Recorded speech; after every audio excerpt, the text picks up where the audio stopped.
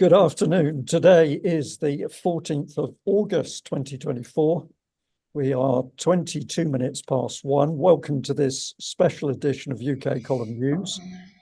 Many of you will know we had to put out a news flash this morning to say that we were experiencing some problems. We weren't able to give you a live news, but we're delighted to be here to record the news. And obviously this will be appearing on the UK Column website in due course.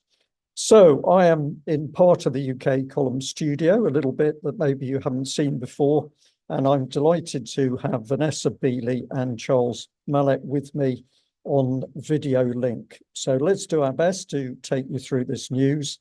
And I'm going to kick off with talking about Ukraine. And this is, you're about to see a little video clip to do with the Ukrainian incursion into Russia. And this has been a major part of the headlines over the weekend, but all is not quite as simple as it seems. Let's have a little listen to this video clip. This is war. As the Ukrainian incursion into Kursk hits a wall, the rest of the front line is still active. Ukrainian troops enjoyed a quick blitzkrieg into Russian Kursk, where Ukraine was able to take control of 11 settlements in pre-war Russian ground. But after the initial breakthrough, Ukrainian troops haven't achieved their tactical objective. Ukrainian allies are disappointed with the Ukrainian armed forces offensive in the Kursk region.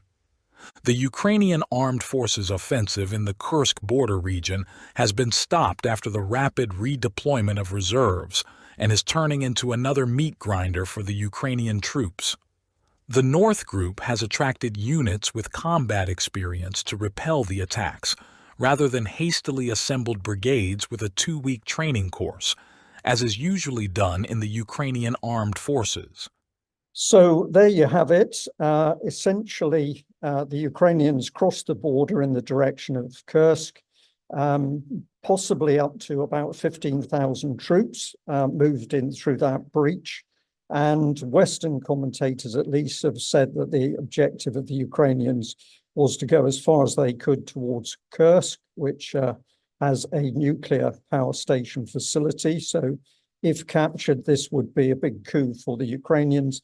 But in reality, they didn't get anywhere near that facility before Russian reinforcements had come into the area and slowed down the Ukrainian advance considerably. Now, Zelensky's been claiming that the Ukrainians took about 1,000 square kilometers.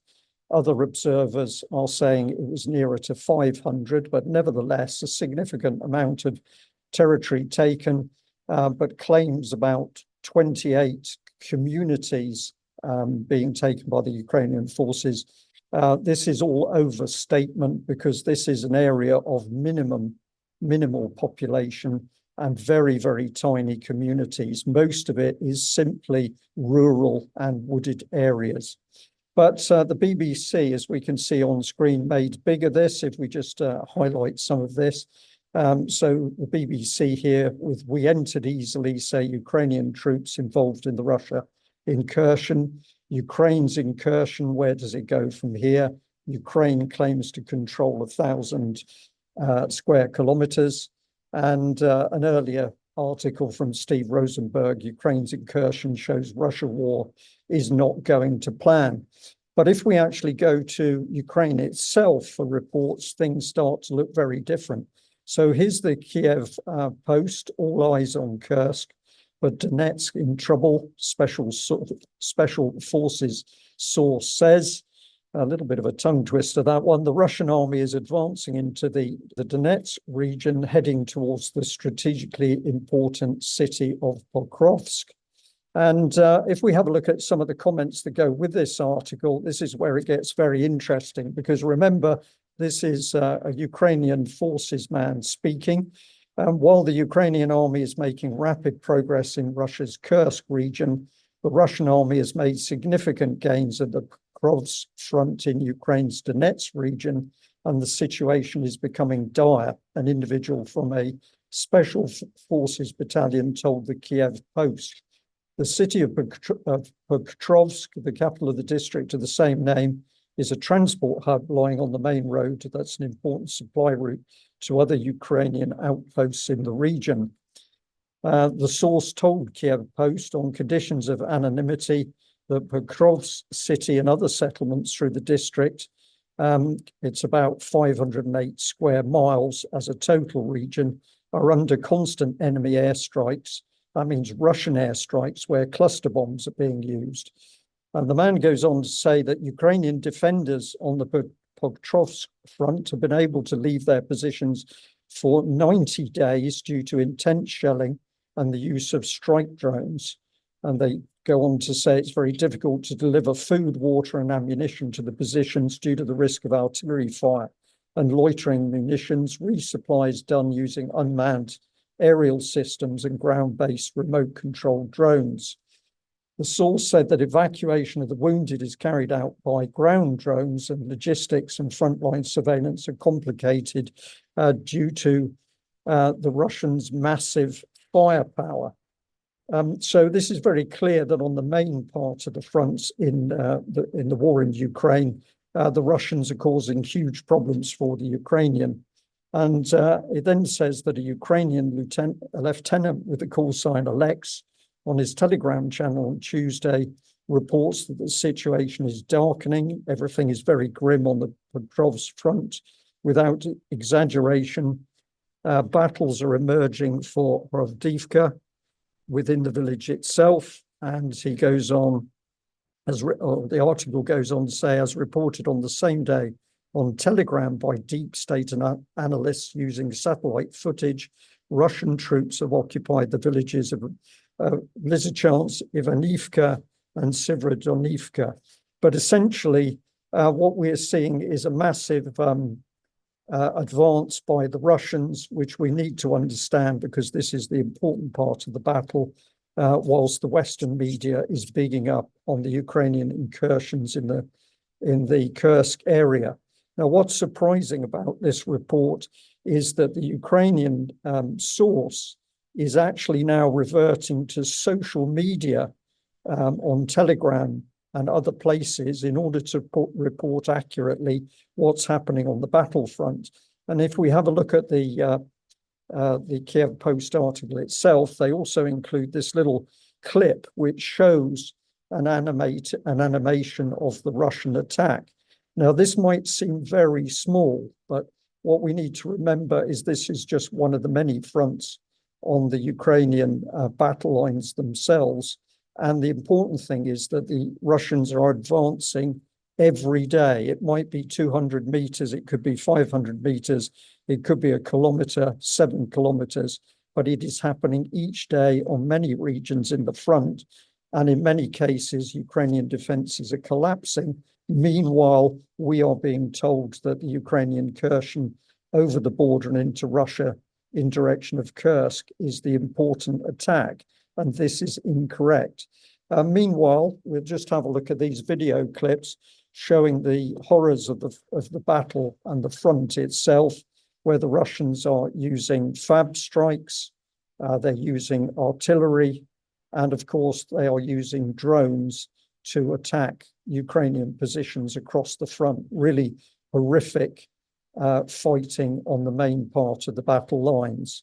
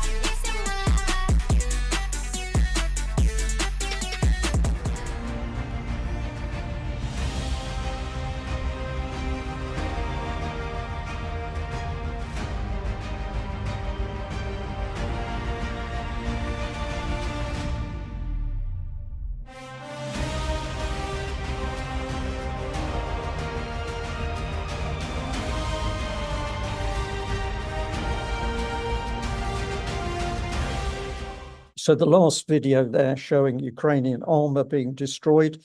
Now, the Russians have suffered huge losses themselves, but at the end of the day, they are able to replace those losses, whereas the Ukrainians can't.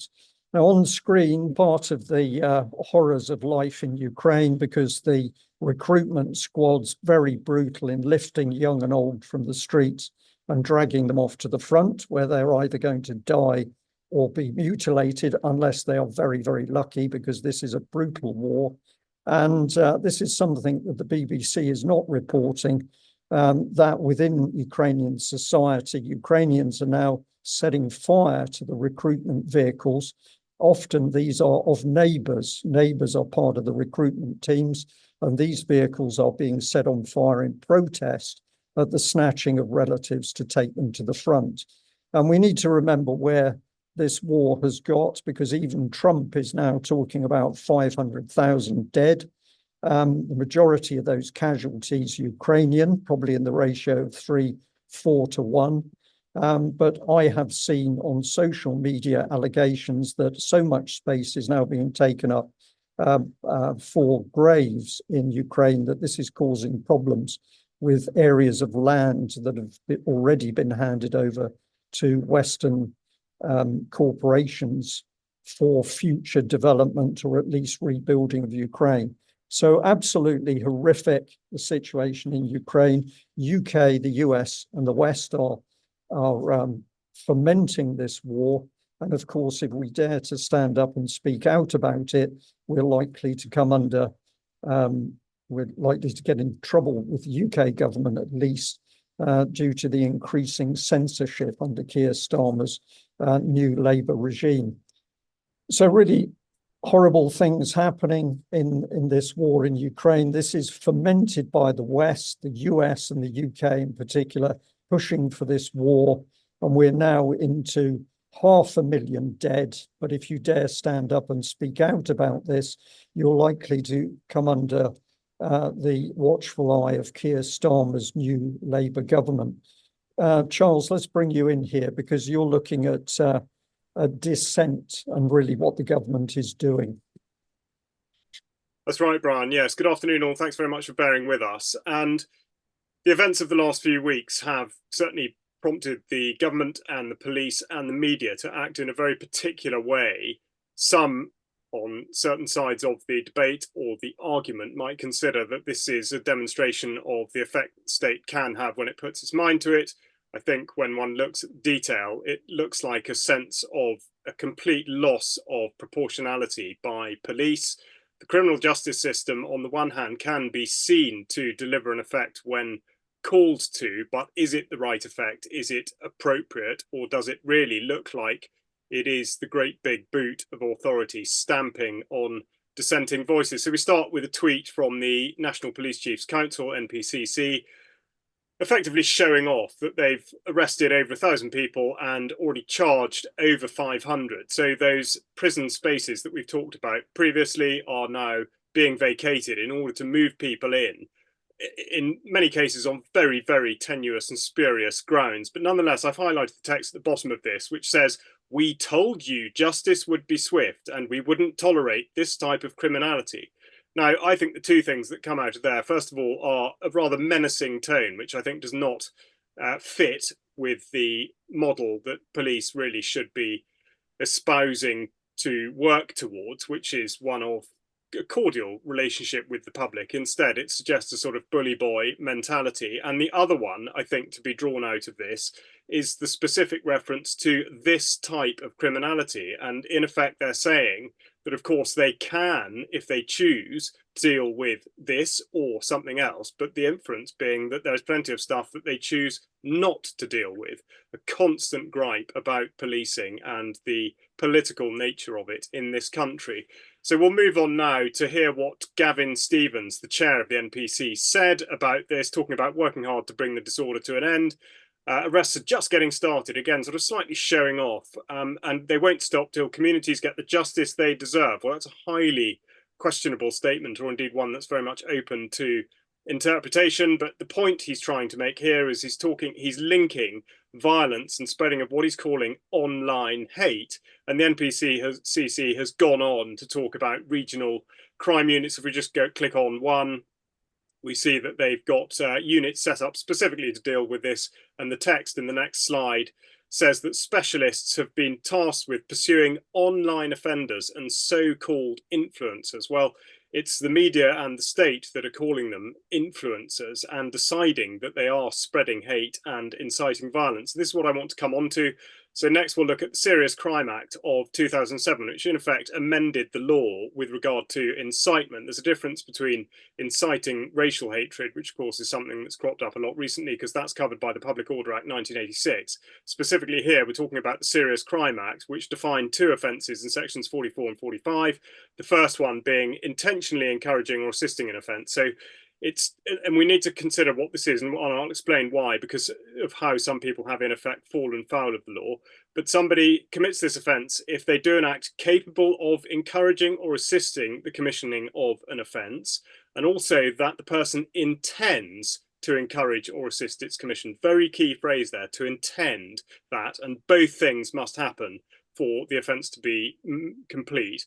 But then they go on to qualify it by saying that the offender is not to be taken to have intended to encourage or assist the commission of an offence merely because such encouragement or assistance was a foreseeable consequence. So that's section 44. The next slide is 45, which is slightly different in that the act is, again, capable of encouraging or assisting, but it's the belief that the offence will be committed and that the act will encourage the commission of such an offence. Now, related to this, we've had a couple of instances of people that are being referred to as certainly far right and online influencers and whatnot, one of whom was a woman in Cheshire, the other of whom is David Clues, who runs the Unity News network. And effectively, he has been what's called doxed.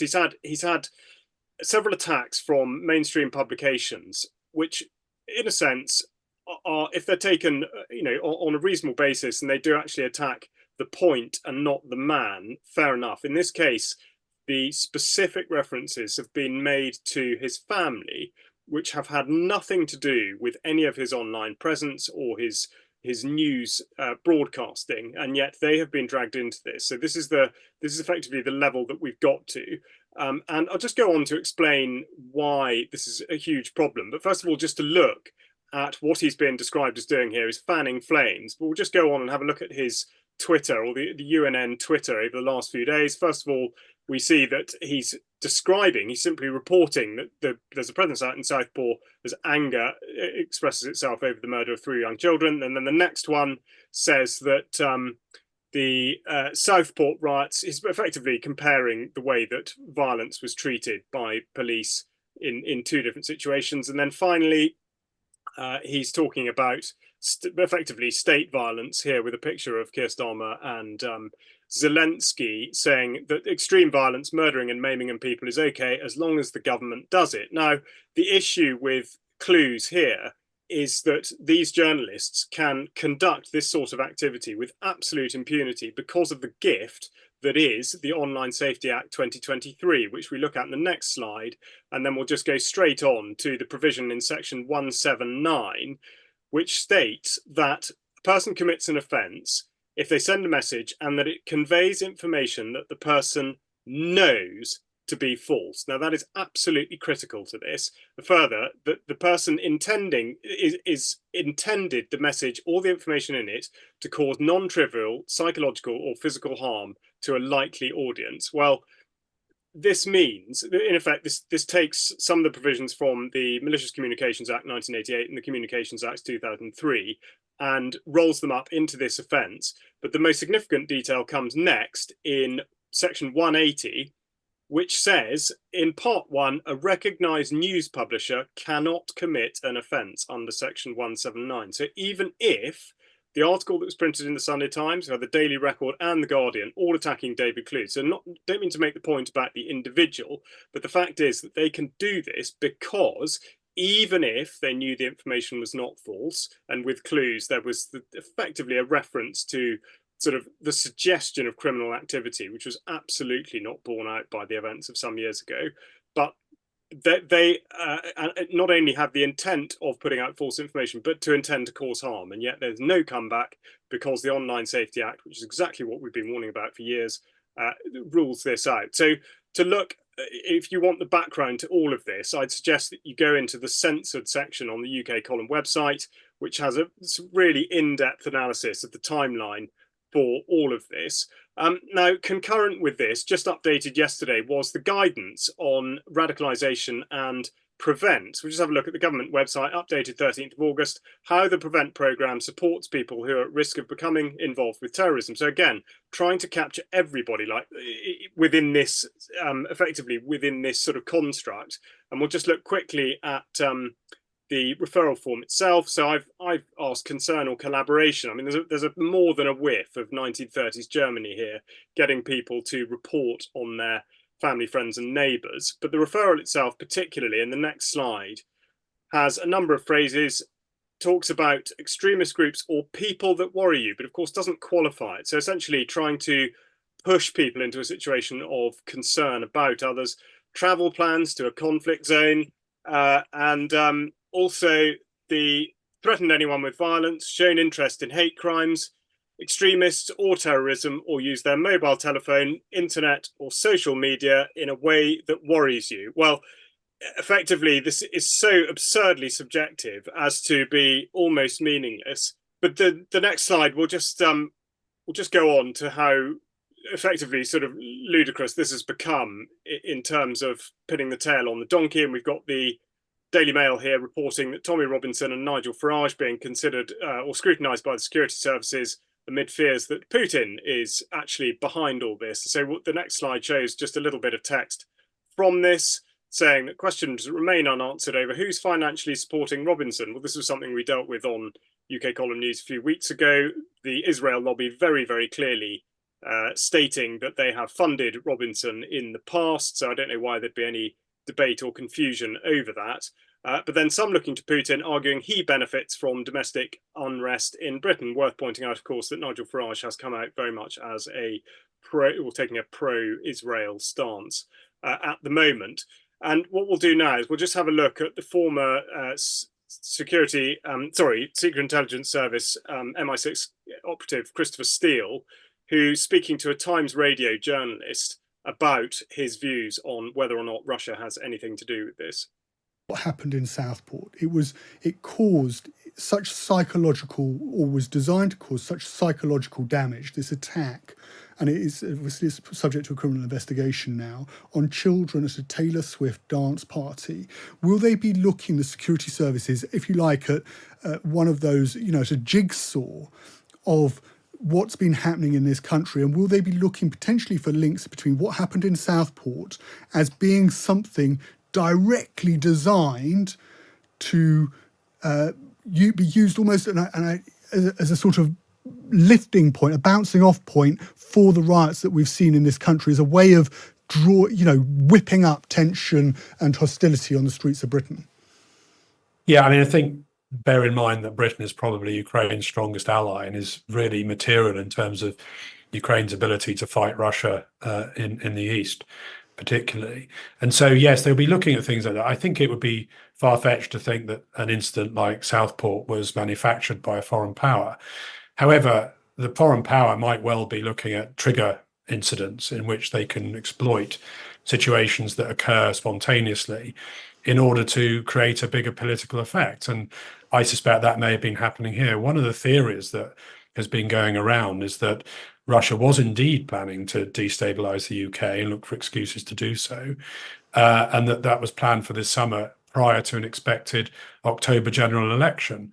And of course, so there we go. Christopher Steele, in effect, doing exactly what David Clues and others have been pilloried for, and in some cases arrested for, which is to report on things that people are saying. Steele there talking about rumours effectively sort of on the wind. And yet he can do that. The Times Radio has no issue doing that. So it is very much a case of rules for thee, but not for me. Now, I'd just like to finish up by saying that if you want to know more about this, Christopher Steele in particular, who has been sort of scrutinised by UK Column over the years, there are two recent articles that I should draw attention to. First of all, on the Integrity Initiative, an article written by Mike Robinson back in 2018, and then Johnny Vedmore with a piece entitled Pablo Miller, The People Working Alongside the Real James Bond.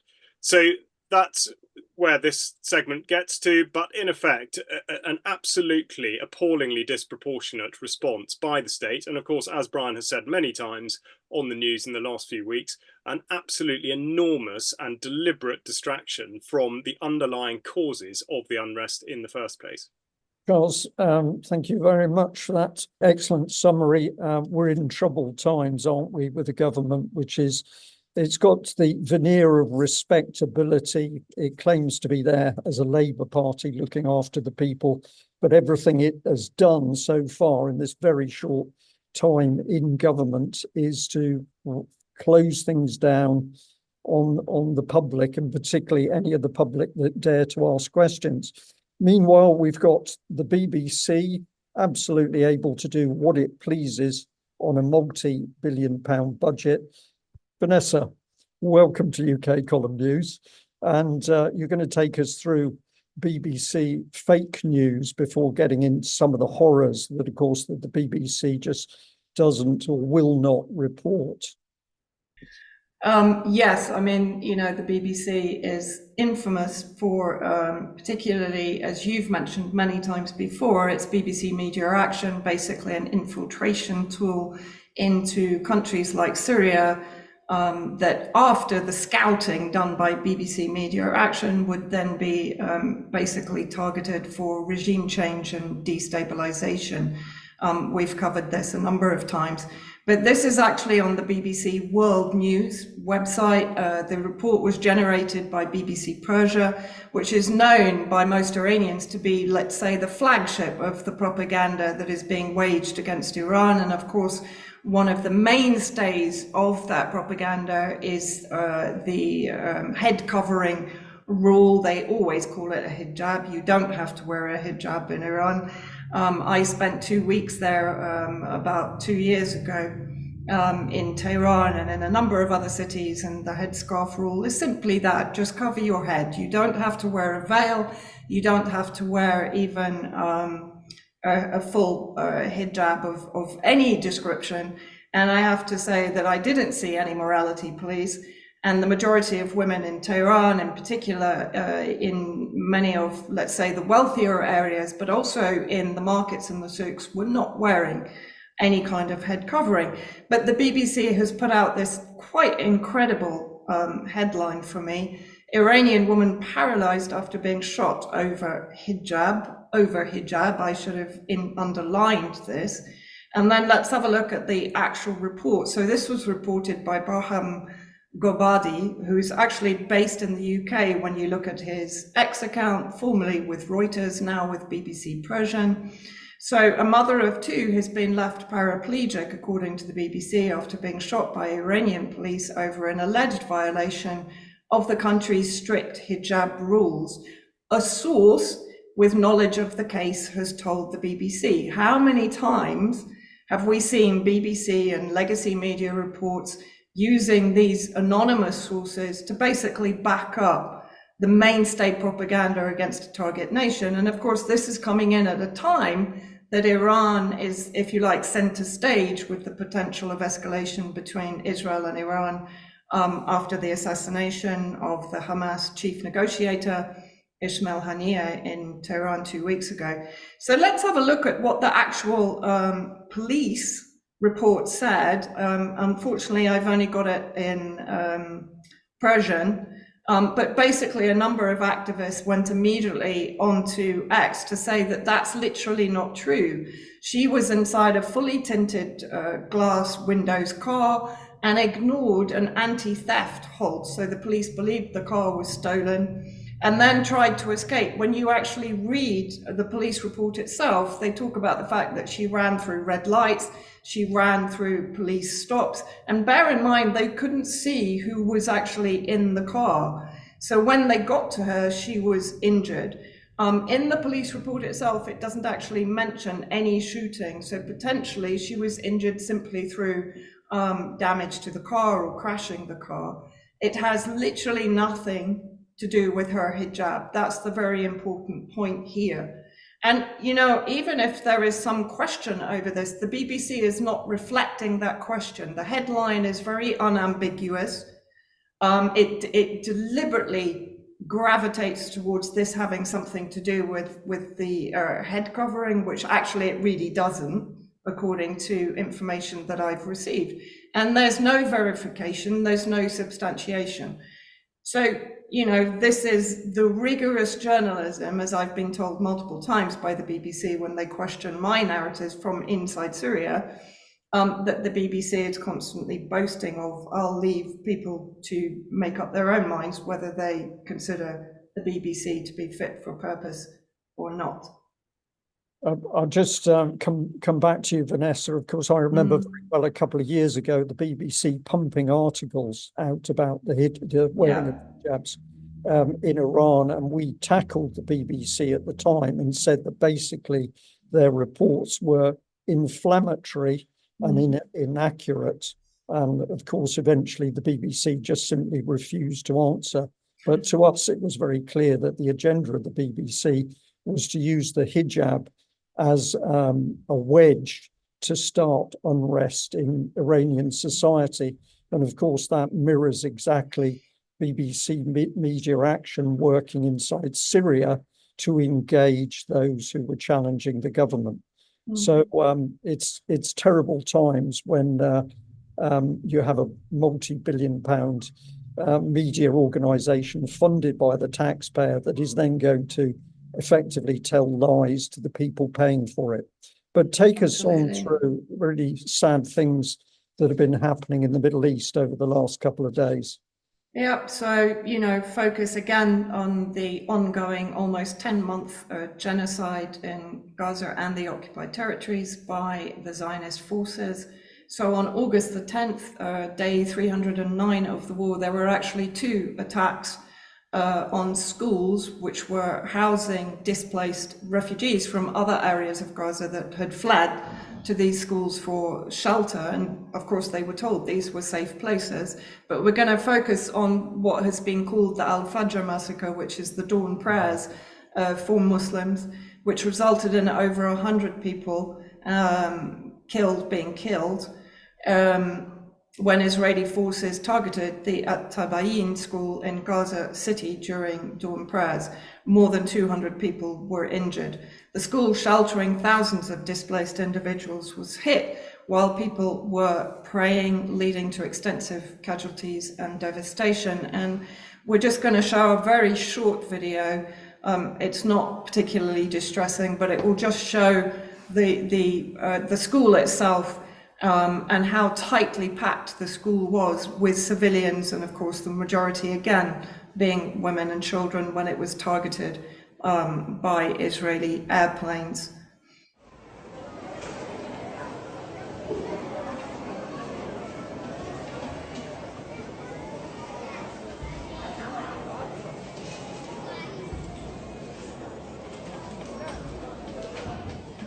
Now, it has been reported by the Gaza Civil Defense that the Israeli army used 3 bombs weighing 2,000 pounds each. So these are the Mk-84 US supplied bombs that are designed to basically destroy armored vehicles.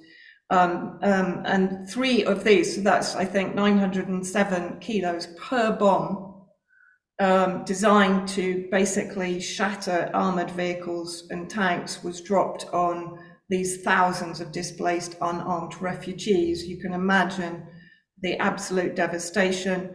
And in fact, it was so great, it was so horrendous. Bodies were literally torn apart.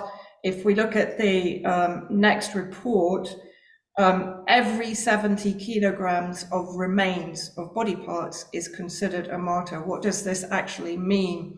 Because the rescue teams couldn't identify many of the human remains collected due to the intensity of the bombing, the doctors at the Baptist hospital were not able to identify each martyr individually.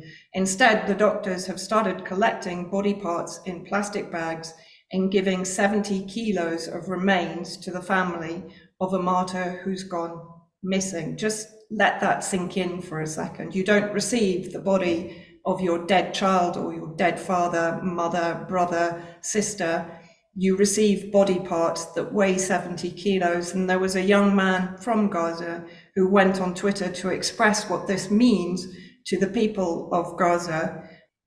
So on the left, I apologize, you do see the bags that are being produced with the body parts. So he actually said, we are no longer numbers, we are approximate numbers. Absolutely horrifying. How do the Zionist forces justify this kind of heinous massacre? Well, in the Jerusalem Post article, the IDF has basically said is that they were targeting terrorists that were taking shelter in the school. In this one article, they have named multiple so-called terrorists. They named 12 more terrorists killed in Gaza school strike. No answer on the civilians. Well, let's see how truthful those claims are. This was an article in Press TV. Living on Lies, Israeli claim of killing Hamas members at the Gaza City school debunked. And then let's have a look at the actual content of the article, which focuses in one part on Rami Abdu, chairman of Euromed Monitor, human rights organization that investigates the crimes of the Israeli forces in Gaza, said 4 of the victims singled out by the Israeli military as Hamas members were from the Jabari family, whom he knew personally. They never engaged in any political or military activities. Another one was my neighbor from the Habib family who had a serious dispute with Hamas, he noted. Another civilian, Abdu Sad, was Abdul Karim Hamad, a devout man who sympathized with Hamas but had never joined its ranks. So he basically says the Israeli regime lives on lies. And if you go to his Twitter account or his X account, you can see a number of names singled out, demonstrating the lies of the Zionist entity having carried out, one of the worst massacres, but we're seeing massacre after massacre. And the following video is actually taken from the Euromed Monitor website and X account, and that just shows a section of their investigation into this massacre, and it basically goes into great detail in the lies that are being produced by the Zionist forces. And there's another actual X post where they produce all the names, particularly of the children that were killed in this attack.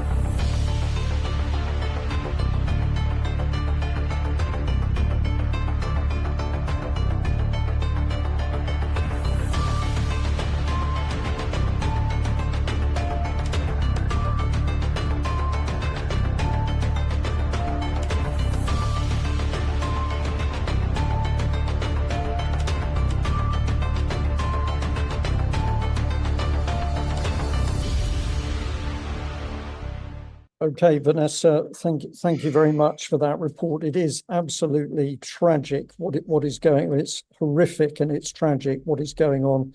For me, for Israel to claim that it knows the identities of people in the very buildings is just incredible.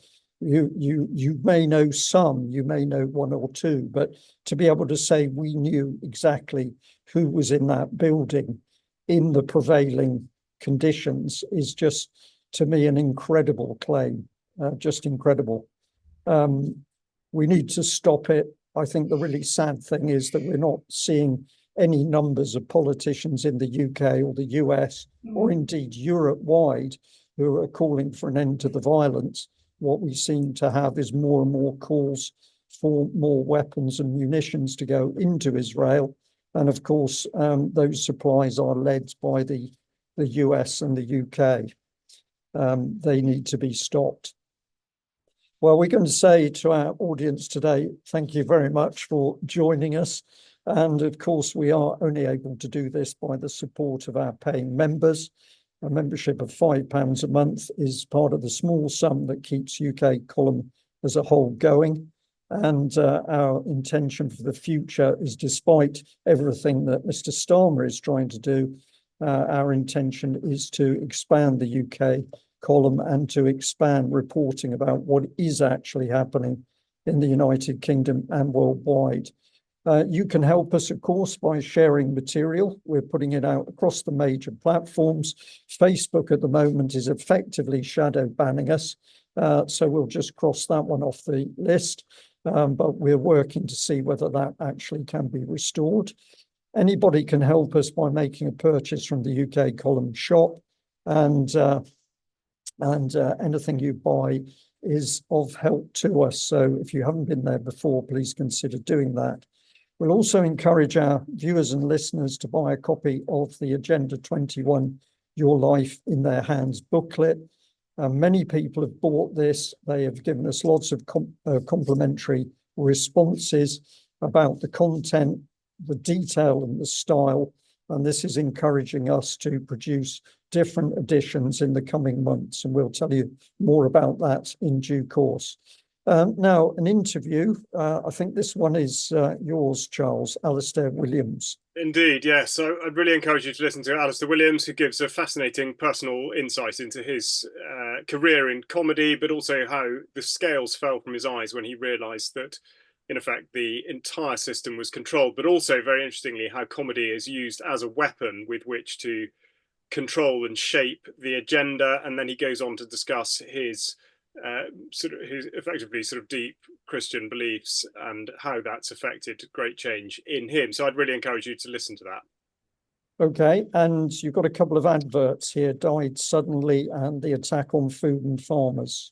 That's right, yes. Died Suddenly is to be an art exhibition in London in November, and if you're interested in helping with that, or you've got any information, then please get in touch with Jake Fern at jakehfern@yahoo.co.uk. But it's specifically to do with the excess death situation in the UK and how it has not been addressed.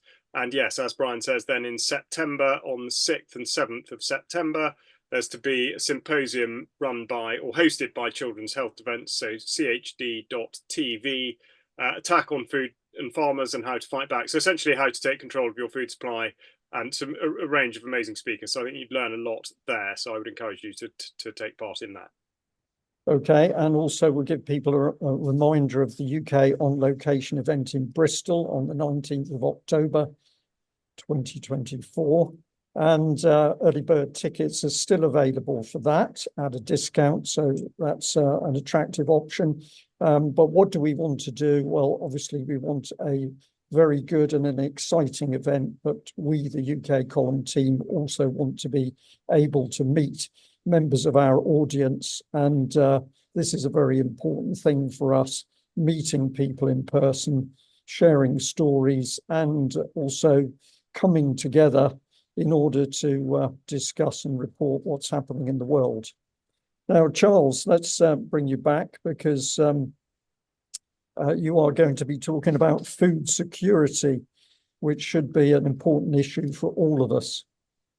That's right, Brian. Yeah, I mean, it is a very important issue. Now, I was hoping to be able to have a certain amount of statistical information on harvests in UK, having reported earlier in the year that the outlook was looking dismal. Unfortunately, it takes an age to get hold of such statistics, but the mood seems to be that wheat harvest probably down about 15%. But of course, that's on very low planting in the first place. So we'll see on that. But significantly, the government recently have announced that they're going to conduct a rapid review to meet the Environment Act target. So straight away, their priority seems to be the environment and not farming. And I do make that distinction specifically because, in effect, there should be no need for it to be a binary choice. It should be possible to improve both at the same time. But that seems to be something the government is unwilling to do, because it means banging heads with industry, which of course controls government. But nonetheless, from this, we see on the next slide just the text of, I mean, sort of banal really, but engagement with stakeholders across the environment, nature, farming resources, waste and water sectors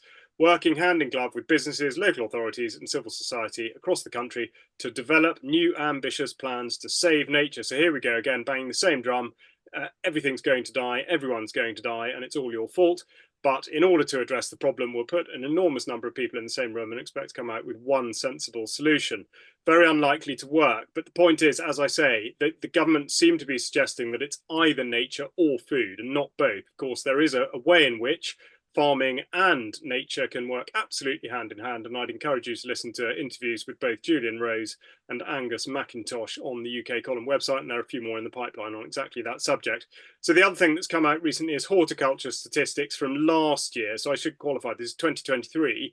But given that food security is all about being able to produce food for the people that are in the country at the time, so therefore the right amount of food for that number of people, but also access to it in terms of cost. That is what food security is. How are we really addressing it? So statistics last year, and this is, as I say, just horticulture, but vegetables down nearly 5%, and the area used for vegetables down over 100,000 hectares, 6.5%. Fruit grown down 12%, the area down 32,000 hectares. Import of vegetables up last year by 13%, fruit up by 3.5%, and the export of vegetables was down by 22%, and fruit was down 4%. So obviously, economic consequences to the lack of export or the reduction in export, but the significant detail is at the bottom, which is that there's a 10% increase in the value of home-produced vegetables. So effectively, a smaller area to produce, fewer vegetables and fruits coming out of the ground, but greater revenue received as a total of the amount that was grown. So that just gives an idea of what's being called inflation. Now, there's not time to sort of go into exactly why that has been caused and whether it's genuine or artificial. The next slide just shows a chart to show the effective trend in horticulture. This government, the previous government, had put out measures to have a serious uplift in horticulture, but they're not really talking about using the same amount of land. They're talking about food grown under stress conditions indoors and effectively producing fruit and vegetables in conditions that are not natural and call into question the whole idea of human health, and particular the bioavailability of any of the nutrients within the food produced. And as I say, the population, of course, is what makes food security secure or not. Now, are we anywhere near that? So the government have recently produced statistics last month, which we'll just look at on the screen now. The changing population produced on the 16th of July. And from it, if we just click on one, that they are very keen to avoid taking any responsibility for what's happening. So they say that the population is growing and is projected to reach 70 million in 2026. Well, that's quite soon. The population is also aging, and these factors will strain public services. Well, okay, fine. But if we go on to the next slide, we'll see the chart, which shows, of course, that there is a significant increase in population, but that is because, circled there at the top right, net migration is projected to add around 300,000 people each year in the long term. And they say in about a decade's time, natural change may become negative. Now, by natural change, they mean the difference between the birth and death rate, and that's projected to dip, yet they're still saying that an average of 300,000 people per year, which of course would be a reduction on last year's statistics in terms of migration. So food security cannot be considered in simple yield of produce from the UK. The population has to be taken into account. This seems to be something the government absolutely refuses to do. And of course, by putting the supposed environmental concerns first, it's very easy to see how food security is actually going to become more of a food scarcity issue. So we'll absolutely see where this goes as the harvest concludes for this year and we look towards autumn and winter. Charles, there can be no doubt, putting this to a question as a question to you, but there can be no doubt that the government is deceiving the public over its true agenda. The figures are produced in one form to lead us in one direction. We're saving the planet, but the real agenda is an underlying agenda which isn't fully declared to the public. Absolutely. And I mean, this is what we've seen very much over the course of this year in particular. And actually, one thing I could have mentioned was the enormous confusion that DEFRA put out the SFI, Sustainable Farming Incentive initiatives basically all the new schemes. I think there are 470 new forms that could be considered by farmers who want to do this.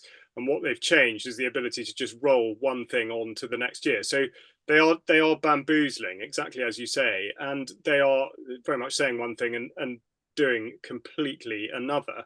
And this is now part of the course, but this insistence that we must do something about the environment, but effectively the bluff in suggesting that all of these environmental measures will not affect food security. Of course they will. Yeah, thank you for that. Well, Vanessa, let's bring you back in, and you're going to be talking to us about escalation effectively in the Middle East. What are you seeing? So yeah, I mean, we're still seeing escalation in the region, albeit it's we haven't yet had the response from the resistance factions, of course, led by Iran. But we've seen a lot of movement from the United States to, of course, bolster its defenses for its partner in crime in Israel. So Defense Minister Austin orders additional naval assets to the Middle East amid rising tensions. He's ordered additional naval assets, which include the USS Georgia submarine, and he's told the USS Abraham Lincoln, which is an aircraft carrier strike group, to get a move on. Basically, if we have a look at the text of the article itself, that basically confirms what I've said. The order came following a phone call on Sunday. So Sunday, the day that they bombed the school in Gaza and massacred 100 civilians and injuring terribly 200 others. So a conversation between Austin and the Israeli Minister of Defense, Yoav Gallant. Austin reiterated the US commitment to taking every possible step to defend Israel, not to keep peace in the region, exactly the same situation as in Ukraine. Noted the strengthening of US military force posture and capabilities throughout the Middle East in light of hostile regional tensions. Again, I have to remark that it's quite incredible the pressure that is being put on Iran to back down, and yet absolutely no pressure on Israel. In fact, there is total endorsement of Israel's crimes in carrying out its aggression against Beirut and against Tehran. We're living in extraordinary times. So let's have a look again at the US naval hardware that is already in the region. Again, Brian, you might know better than I, but I don't remember seeing such a deployment of US naval battalions and of course allied battalions for a foreign entity, for a foreign nation. Well, I'll just say, Vanessa, that yes, it is unusual for two carrier groups to be brought in relatively close proximity to each other. So these are massive forces. And to put a scale to it for our viewers and listeners, one of these aircraft carriers virtually carrying more aircraft than the average national air force of many countries. So these are immensely powerful assets. And of course, they've got the group of ships with them to provide air and missile defense to the carrier. But the other thing I'm going to say is the reality is, however, that even these units do not have any defense against the latest Russian hypersonic missiles. So there's a game of Russian roulette. A pun, I know, but I've used the expression underway here, because at the end of the day, should Russia decide to use its latest weapons, then even these American carrier groups are vulnerable. Yeah, and let's remember that even Ansarullah, even the Yemeni forces, managed to actually strike, was at the Theodore Roosevelt.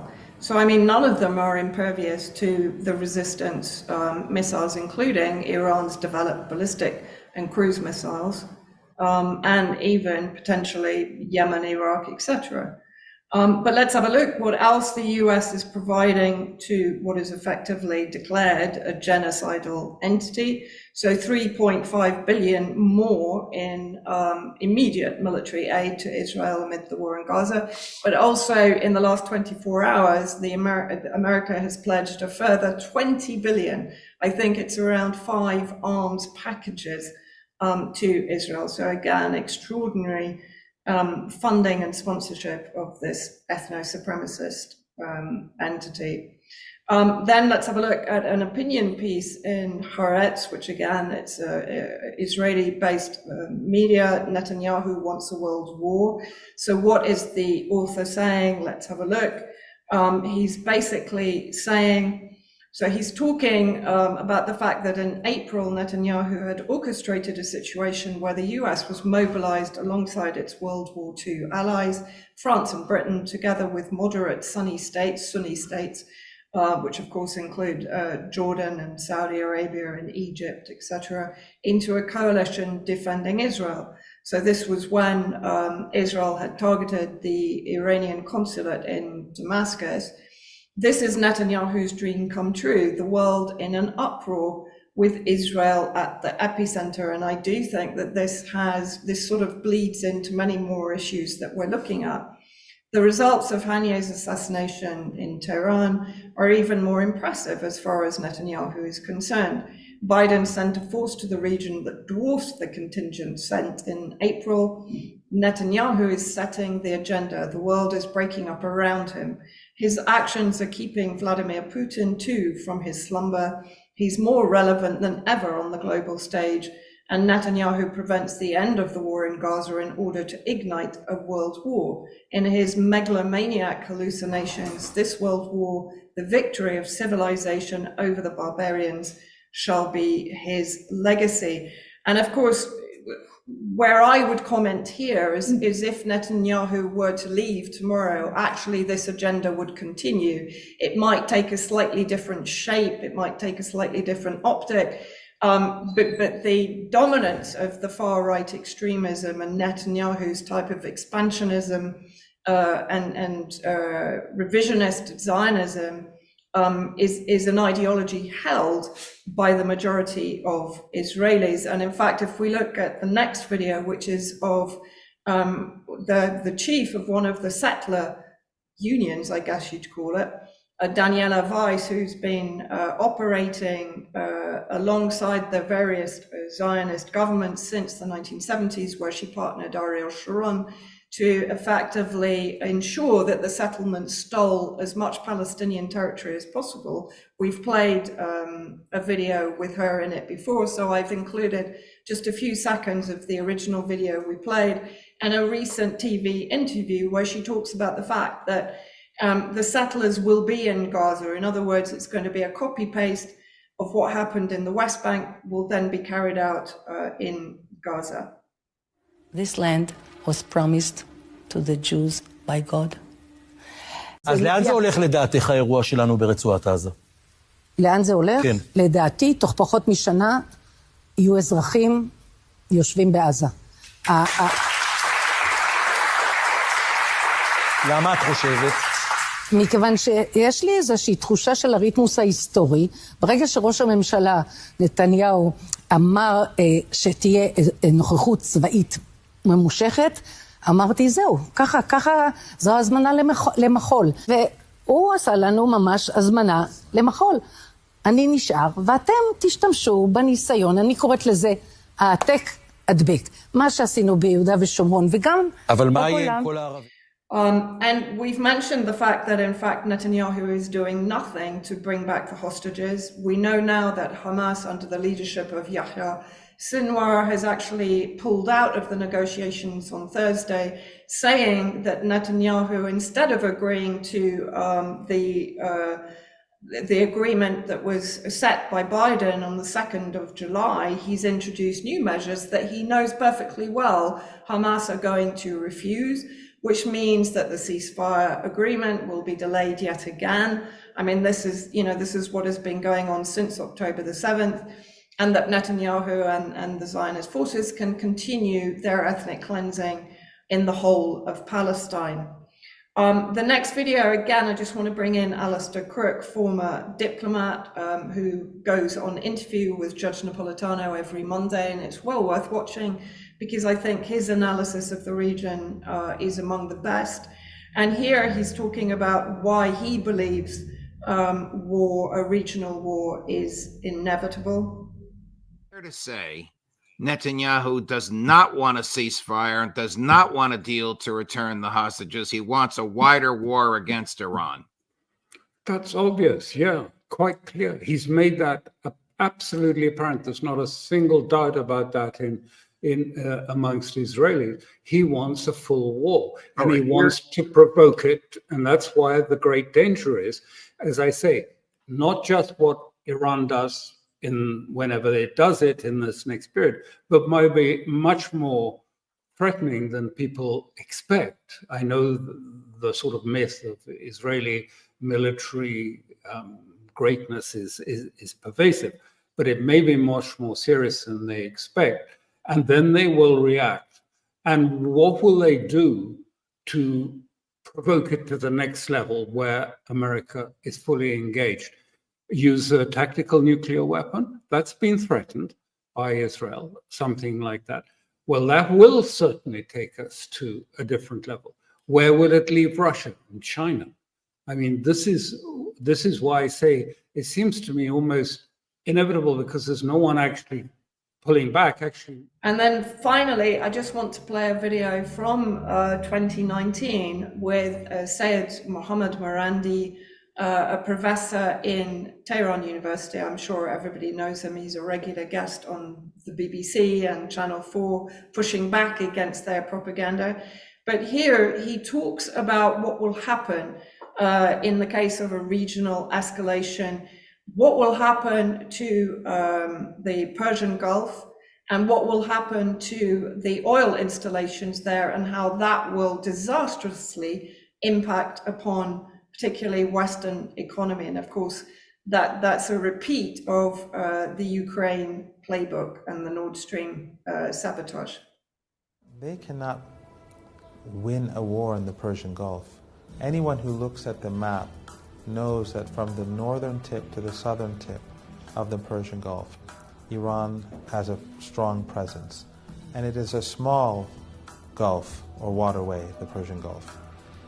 The oil and gas facilities are impossible to protect.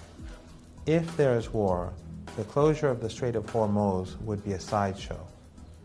That would be nothing in comparison to the complete and utter destruction of all the oil and gas facilities in the Persian Gulf, as well as all the tankers. Okay, Vanessa, thank you very much for that section. Many people saying we're moving very quickly towards World War III. Isn't that an incredible statement? But for me, what is really incredible is we are not seeing a clamor of politicians throughout the world to wind back on this violence, both in Ukraine and the Middle East, in order to get the world back on a stable, peaceful footing. We seem to have people that want nothing but war. And what is so terribly sad, I think, for the US is that the wealth of America, a great nation, is simply being poured into weapons and munitions on the battlefield with no clear-cut idea of what the result is going to be of the use of those weapons. So I think there needs to be massive reflection by the voting public in the West, and certainly our politicians need to be held to account as to what's happening at the moment. Now, is it just the politicians, or is it also other agencies that are causing the problem? Well, I just, in this segment for today's news, want to give recognition to Brian Malet, former Marine, who's been giving some really good analysis about Ukraine, amongst other regions of the world. That's for the New Atlas, if you want to go and find him on YouTube. But one of the things that he's consistently pointed to when talking about Ukraine is the work of the RAND Corporation, and this particular document from 2019, overextending and unbalancing Russia, assessing the impact of cost-imposing options. And if we just have, this is only from the front cover, but essentially It's saying that this brief, the RAND brief, summarizes a report that comprehensively examines non-violent, cost-imposing options that the United States and its allies could pursue across economic, political, and military areas to stress, overextend, and unbalance Russia's economy and armed forces and the regime's political standing at home and abroad. This is a plan to attack Russia, not in an overt military sense directly, but to attack Russia's identity and their government and their society and the military by using covert, semi-covert, and proxy means. And of course, what have they achieved? Well, the section in this report says very clearly that part of the measures should be providing lethal aid to Ukraine. And my goodness, how they have done that, because based on this advice, Ukraine has raised 3 armies, 2 of those armies already destroyed, the third presently being destroyed in the battle with Russia.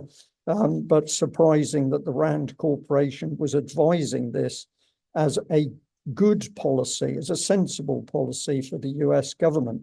And if we follow on through, this is just another little excerpt from this document. We've got the ideological and informational cost-imposing measures. And if you read this section, what it actually is an attack on the whole structure of the Russian government and society. This is subversion, although the word subversion isn't used, but nevertheless, the RAND Corporation was using its influence as a think tank in order to give the US government in particular, these options in order to attack and undermine Russia. And look at the vile killing that this has unleashed.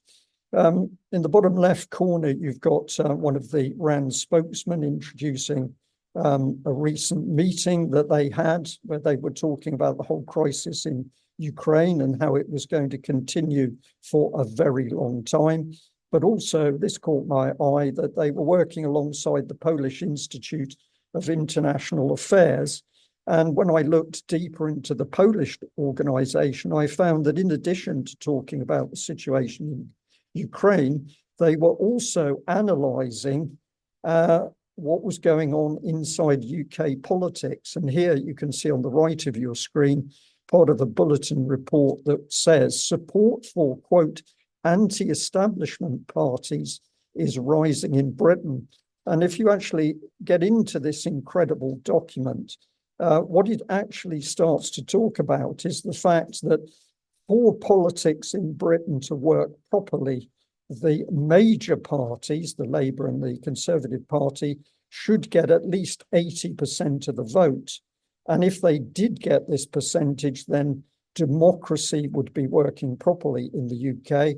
But because we have individuals and small parties now attempting to challenge the warmongering, for example, of the UK government, this Polish organisation is branding the smaller parties such as Reform, but also the Greens and the Muslim Voice as being anti-establishment. I found this an incredible piece of text because to me it shows hostile intent by Poland and the intent to interfere into UK politics.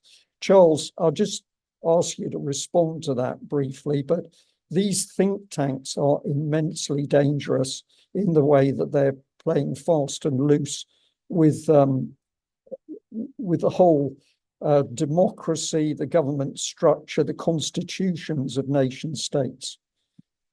I think so. I mean, I think really they're leaping an enormous obstacle, a factual obstacle, which causes the degree to which people are engaged in the first place. When they talk about, you refer to the share of the vote. I mean, are they talking about all the people that are eligible to vote or all the people that do actually vote? Because, of course, we've gone quite far beyond that now in this country, in that voter turnout is low, and we look at the result, the completely skewed result now that the Labour government returned, in that they took a share of the vote by head, by number, that was far, far smaller than, for example, Jeremy Corbyn took years ago. And yes, of course, they are by far and away the dominant entity in Parliament with over 400 seats. So, I mean, there are so many issues at stake. But yes, I mean, the line that they take, is absolutely sort of symptomatic of the well, I mean, I would say meddling, but I mean, everyone gets accused of meddling these days. But the interference, at least in terms of ideologically interfering with how our democracy should function. I mean, it's quite clear it doesn't function, but whether or not we need pointers from elsewhere and entities that sit outside of government is open to debate. Okay, thank you for that. Well, just to follow through on this section, a little bit of a deeper look at RAND. We have, of course, RAND being a US-based think tank, but RAND Europe also exists with an office in UK. What caught my attention here is right at the bottom, you see that it's talking about carrying out work on behalf of public and private clients, foundations, and international organizations like the European Commission. So I'm going to suggest that if there's one thing this organization is not, and that is unbiased, it's clearly biased in who it's working for and the policies that it's putting out. This was a picture from one of their videos, just to give you an indication of the audience in what would look like a rather impressive formal address. But it appears that the audience are in some form of tin shed or hangar. The gentleman on the right is Polish military general who's been brought in to talk about the war in Ukraine. But if we have a look at what the RAND Corporation is up to, one of the things it's doing, of course, is sucking in young people to train them as its graduates, and no doubt to impart on those young people its views and values of the world. Here's some history about the Pardee RAND Graduate School. And it's saying that in the past 50 years, more than 500 alumni have graduated from Pardee RAND with the theoretical and applied skills that enable them to tackle hard issues around the globe. And if you look at the final sentence, it says, and perhaps most importantly, our alumni are making a difference and changing the world. Of course, it doesn't say how that change is actually taking place. But this also caught my eye because they've been working on how the Israeli Defense Force could actually deal with the fact it cannot bring sufficient men into the army in order to deal with the situations which Israel faces. And so what RAND was talking about was a particular system of conscription, which meant that the Israeli government could take the pick of young men, and those that it didn't choose could go on to do some role in civil society. And I just thought this was an amazing coincidence with the scheme that we had the Tory government putting forward just before we lost our illustrious Prime Minister. So I'll leave our audience to think about that. But this one also caught my eye, using social media data to nowcast migration around the globe. And when we got into the RAND article, it was using the phrase stocks of migrants, which I found extremely offensive. And as I've put on screen, by stocks of migrants, are they talking about livestock? I better just leave it there because I found that so horrific. But this was the last thing, which was that basically this was one of the articles. The Iran-Israel war is just getting started. And the label to this photo says the apparent remains of an Iranian missile lie in the desert near the southern city of Arad, Israel, April 24, 2024.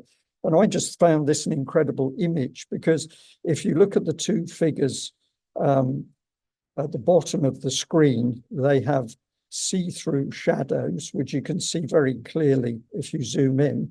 But the individual who's walking away to the left has an extremely dark shadow, but you notice that that shadow cuts off where the object is, and there is no shadow on the object itself. My conclusion is that this is a fake photograph, but it's being put out by RAND as obviously truthful material. So a few questions to be asked there. Let's end by coming back to you, Charles, because basically the subject is economic inactivity in the United Kingdom. It is. Thank you, Brian. Yes, this is from the NHS Confederation, published this summer, 25th of June. And really what they're pointing out, I mean, well, first of all, economic inactivity encompasses all those people who, for one reason or another, are not part of the UK labour market. They're not part of the workforce. But the specific trend here is long-term sickness. And this is what sort of is being discussed. Now, it is really euphemistic for the time period covered by the largest pharmaceutical trial ever conducted. It does overlap exactly with it. So we'll just look at what some of the text from this thing from the NHS Confederation. They say, following an historic low prior to the pandemic, the number of people out of the workforce in the UK has risen by 900,000. There are now 2.8 million economically inactive, long-term sick, about a third of the total inactive population. Now, this is absolutely considerable, and the degree to which it correlates with changes imposed by government, either via enforced internments or indeed effectively mandated pharmaceutical products, is significant. So that's not to be ignored. The next slide shows a graph indicating not just the degree to which long-term sickness has gone up, you see on the right 85%, but also how the fracturing of our way of life and in particular the family unit has taken hold. And we see that there's been a 32% decrease in the number of those who are economically inactive because they are looking after their family or looking after their home. And I think that's, again, another very significant factor, which has accelerated hugely after 2020, where there was a very deliberate push to affect the way that society would behave, not just then, but also in the future. And again, further graphs illustrate the effect on the working age population. Now, these are supposed to show effectively comorbidities, so the numbers of different conditions that people have, with the darker line at the top representing people who have 5 or more health conditions that are known about. Of course, there are going to be a lot of people that presumably are not captured by this data because they're not known about. Most alarming, I would say, on the left-hand side is the younger age group, 16 to 24, and you can see a dotted line before 2020. So this is a trend that has been in the pipeline, accelerated no doubt by the factors I've just mentioned. But it is very alarming to think that people who should be in the prime of their life are being affected in such a manner that they are prevented from working or choosing not to work. So I don't want to make assumptions that people are not joining the workforce because they are unable to, and long-term sickness itself is a definition that should be open to some considerable scrutiny, given the way that it's possible to manipulate the benefit system in the UK and, of course, survive. Although, of course, I'm not in any way dismissing genuine sickness. Now, we'll just look at what the Labour Party said about this, and I think quite a telling statement. They talk about the NHS becoming not just a sickness service, but to prevent ill health in the first place. And they say that they must reflect, tellingly, that it must also reflect the change in the nature of disease, with a greater focus on the management of chronic long-term conditions. Okay, so they're addressing what is happening, but certainly not what has caused it to happen. And I think that phrase, change in the nature of disease, is very, very significant when, again, one considers the pharmaceutical products that have been, in effect, enforced upon people over the last 4 years. So sort of concurrent with this, we see this relentless push towards the suggestion that ill health is normal, chronic ill health is normal. And further, in the next slide, we look at terminal illness, and we've got the change, and this was specifically with regard to the benefit systems, but the way in which that ill health and terminal illness is being looked at. So Disability Rights UK, pointing out the definition of terminally ill has been changed. The next slide showed us that in 2023, for the purposes of these benefits, to be terminally ill, you were either suffering from a progressive disease, and your death as a result of that disease can reasonably be expected within 12 months. Well, this is going to capture an awful lot of people if of course, the suggestion is that it is progressive and there's nothing that can be done about it. So it is an ill health service, but it's very much normalizing this idea that people are going to be draining resources. This is something that Mike Robinson talked about the other day, and specifically the article that Matthew Paris had published about this, about effectively warming people up to the idea that they mustn't be a burden on society, they mustn't be a burden on their family. And I refer back to the graph earlier showing the decrease in the number of people who are taking time to look after family members. And all this gets wrapped up. And of course, the next thing we then look at is the assisted dying bill, which is come back. You know, this has been on the cards since Lord Faulkner first dealt with it years ago. And we see again, it was debated back in July, 26th of July of this year. So there is a relentless push towards this.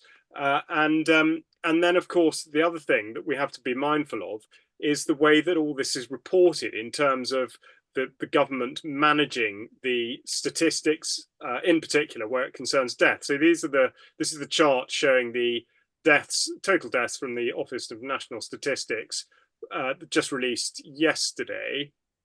And we've talked about this a lot before, but it must be pointed out again that the dotted line that runs either sort of along the top of or just above or just below the bars of the chart is what's called the expected death sort of predictor. So this was changed. It used to be the 5-year average, and it's now written down as expected deaths. Now, what I've done is put a red line across the graph to make it slightly more obvious that, in effect, this is absolute manipulation of statistics in order for the government to be able to try to convince the population that there isn't a problem. And if you look at July 2023, which is roughly in the middle of the chart, so approximately a year ago, you can see quite clearly when you look towards on the right towards 2024, the expected death tally has been increased enormously, but no good reason given for this. So, as I say, this whole idea that that death, or at least chronic illness, is becoming normal, and indeed that assisted dying and all the rest of it should very much become part of the way of things, but at the same time is suggesting that people aren't dying in huge numbers for reasons that are unknown. And I'll just close out this segment by talking about something that actually came through the post the day before yesterday. So actually, I don't know if we can just go back one, because it just the image first of all. Oh well, never mind. But basically, it's the Royal Mail have partnered with something called Pharmacy to You, and this is to enable prescription drugs to be delivered without anyone having to do anything. And the key bit of text from this advert, which has been put all over the place to encourage people to take it up, is it says, simply register and order your prescription through our website or the Royal Mail Health app. We'll then deliver it safely and securely for free. So those key words, safe and secure. And then, of course, it's free. Well, we've heard all that before with many, many other things. Register below and we'll take care of the rest. We'll even send handy reminders so you never run out.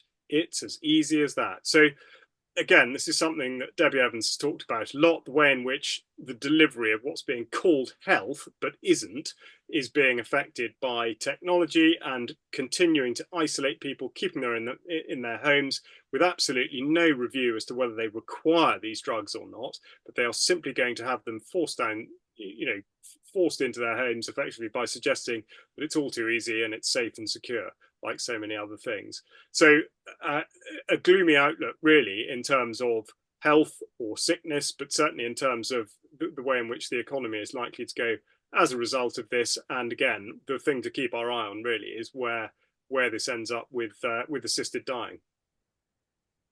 Charles, thank you for that. A heavy subject, particularly to end today's news on, but this is the reality of what's happening in this country, and the wider public need to know about it. And I am just going to say, for many people who now realise the very serious things happening in this country, some people are finding it almost overwhelming as all of these very dark agendas come in, that taking simple actions can make such a difference. So if you're somebody who has never emailed your MP or challenged a local councillor or attended a local meeting, if you do this, and take action to challenge what is actually happening around you, we say that you will feel better. We certainly did in the early days. And of course, if you can make friends of other like-minded people so that you go with other people to challenge the system and its flawed agenda, you will feel even better. So what is required is hundreds of thousands of people doing a little thing instead of a small number of people trying to do a lot. It's that simple. And we'll end by saying that, of course, the people who are falling into the trap of engaging in violence are simply helping the state in its closed down agenda. So if you want proper change out of Keir Starmer's Stasi state, find a friend and take the establishment to task in a peaceful, reasonable way. We'll end there. Vanessa, thank you very much for joining us today, as always, and to your good self, Charles. We'll end the news. It's been slightly extended news today, which hopefully is made up from our lack of a live broadcast. But I'm hoping that when I speak to the team in a moment, we might be able to do a UK column extra. So do look out for that. We'll do it if we can. Thanks for joining us. Bye-bye. Bye. Bye.